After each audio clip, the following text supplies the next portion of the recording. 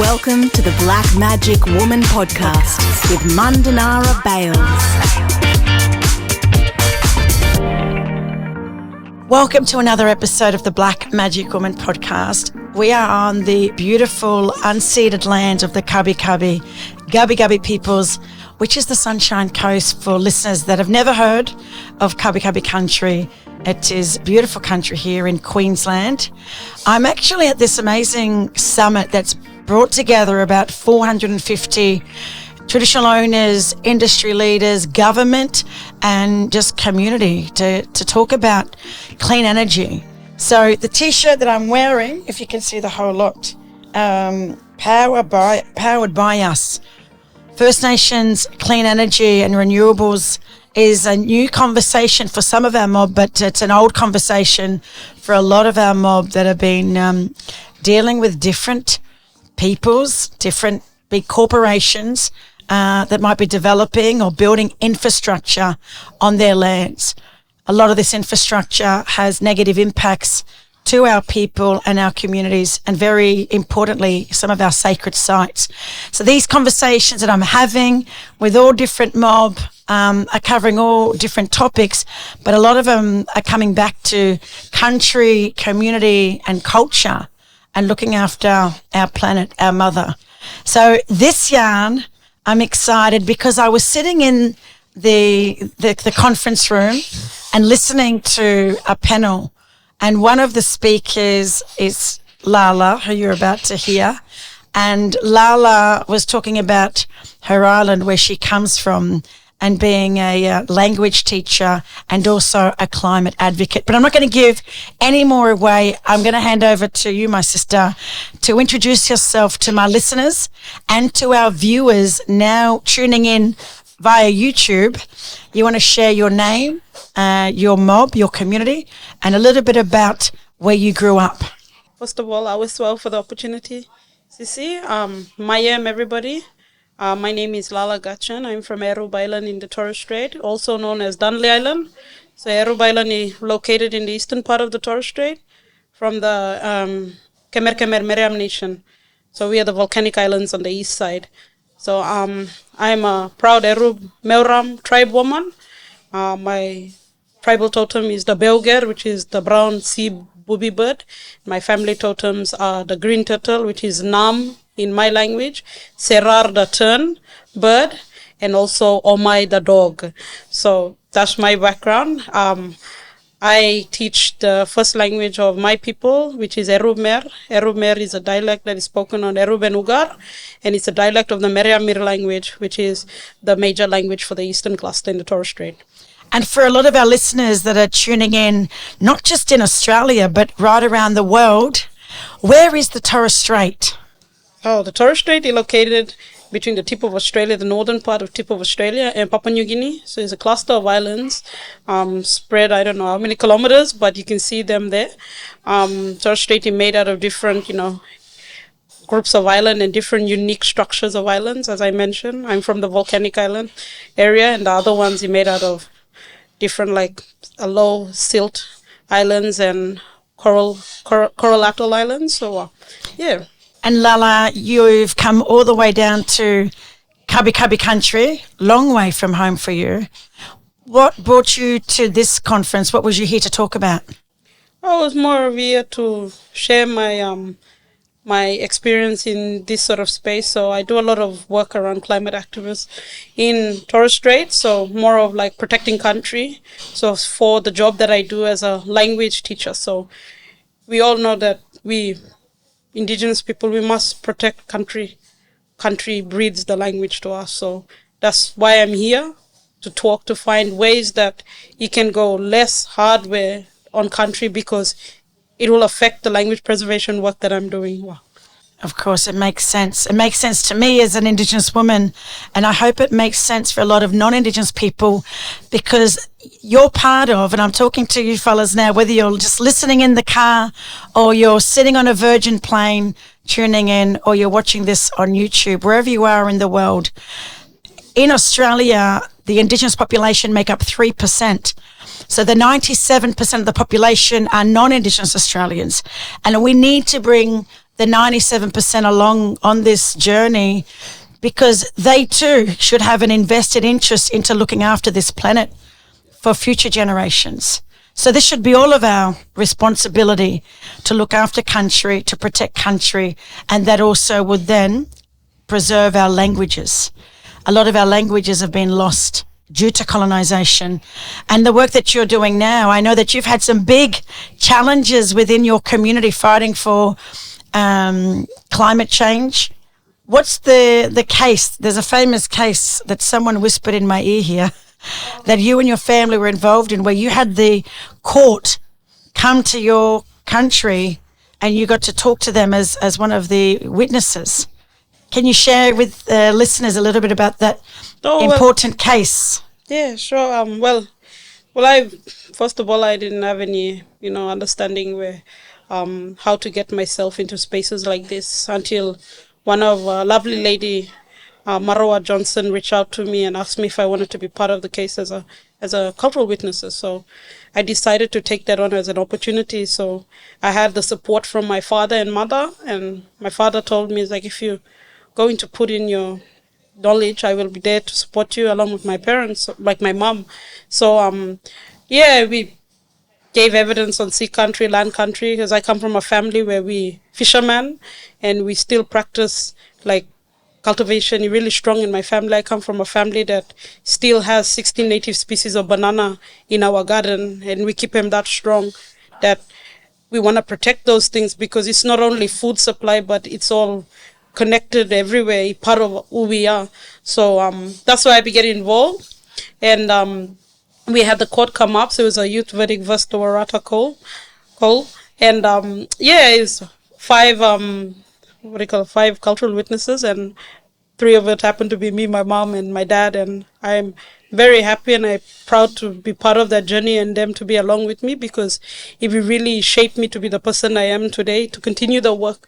So that really sparked my interest in, fighting to stop coal and gas in the ground and find alternative ways to power energy. That's why I'm here at this First Nation gathering here for clean energy, is that we're trying to look at ways that we can get access for these energy instead of ruining country. So that's why I began involved with the case. It's a very tough one, but I was honored that the court could come to my country for 3 days. I took them out on sea country. I showed them the sea country, the storyline where I grew up, that how we be affected, and if they go ahead with the project, it will cause more damage to it. And then I can continue my duties and obligation as a First Nation person to care for it. Just like you said, everybody have to care for it, but I have a value even instilled in me from long before time, when our ancestors walk on this country. We have to care for it. So yeah, that's how I get myself involved, and that's why I'm here. I want to learn more. And you're seeing some good things happen? Yeah, I'm seeing good things happening, like even more young people now involved in this space. But what we're trying to do is get the education side around, educating our young ones for understand more about what is clean energy and how we can benefit out of it. Like when you look at it, the Torres Strait only make up a small percentage of the population of Australia. So why can't we get access to these sort of things for power? We on them little islands, it'll be really good for us with the high cost of living in the Torres Strait, and on top the lack of employment. How people are supposed to survive? So we look after each other. So we black fellas, we look after each other. Whether we got or we not got, we still look after each other. But it becomes really hard that people have to relocate now to the mainland. So there is change, but yeah, slowly.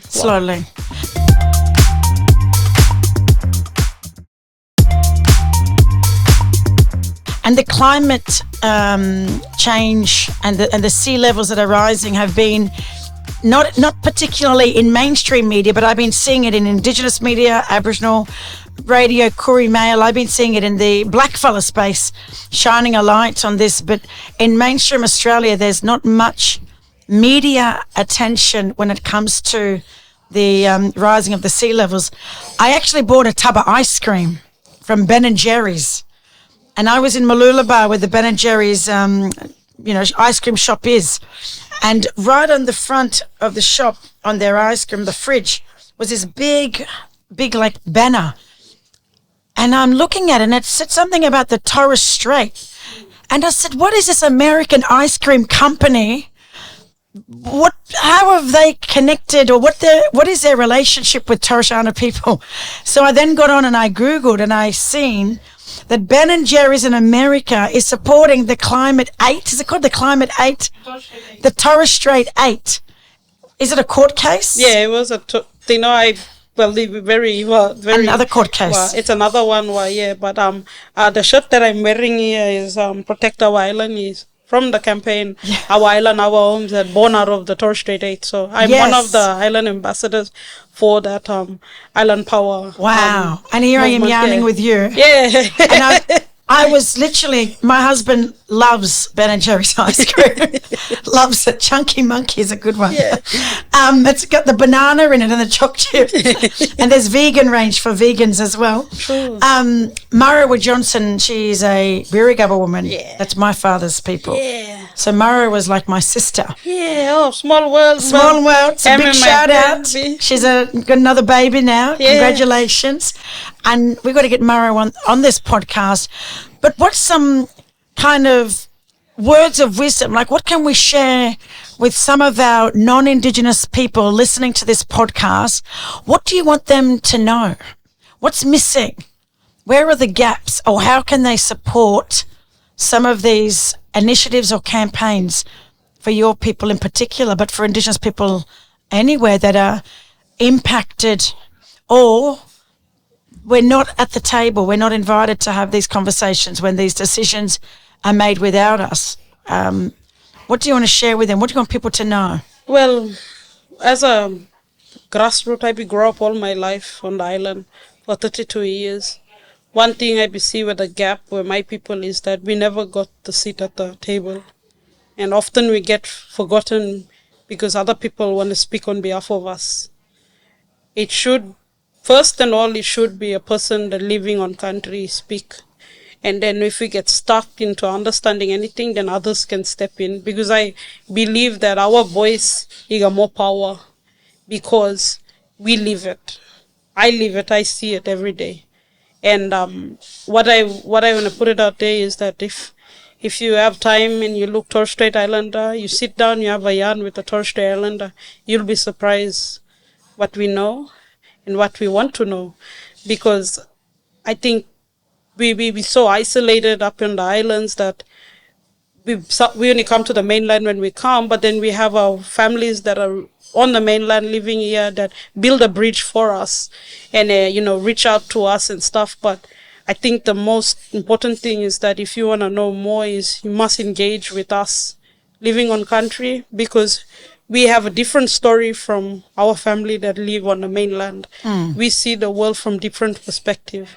And I'm grateful for BES. I just want to thank First Nation Clean Energy Network for bringing me down here and to have a space on the panel to have those conversations and share with the big group, because I didn't realize the group was that big.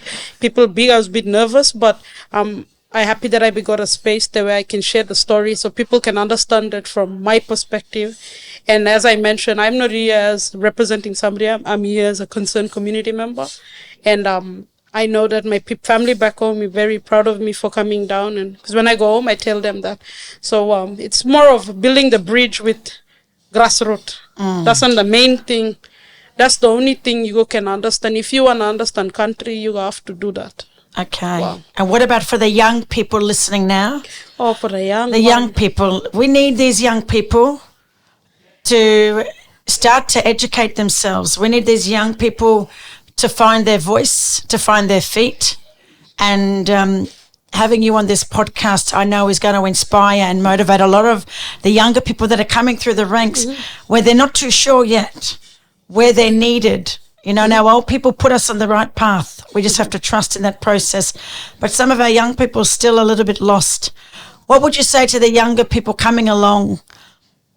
Well, I talk from my perspective is that you have to find the right person who guide you. And we all know that first teaching is start at home. Take the time for sit with the elderly people. your mommy, your daddy, your grandparents. Them are the most important people I can tell you, because I'm grateful for my upbringing is that I be used that. And I've seen it with other young people, how they, be changed over the years, that put them silly things aside. Like, Yes. take the time, instead of go on the weekend, go do other things. Take the time for go on country. Go sit with grandparents, be your uncle or auntie. You go surprise how many people, like, everybody is an expert in their own right. And you can be an old person or a young person or a middle-aged person. You have 10% knowledge somebody don't have. And that's the time then now for you for pass it on and sit with them. Because that's the only way you can put you in the right track. And I think I believe where cultural values, where I wanted to be something else in life. I wanted to be a fisherman. I wanted to own my own boat. So my background, I'm a fisherman and a diver. I wanted to do that. But then my father put me in the right thing and said, now it's your turn to take over the language teaching, because he taught language for several decades for free. And because he knew that it was the right thing to do. So when he told me to do it, I'd be scared. Like, I'm not scared. I was just obeying my traditional laws and saying, whatever I want to be is thing. But when I look back, I thank my father for doing that, because he saved my life. That's one thing. And he saved me from doing wrong things.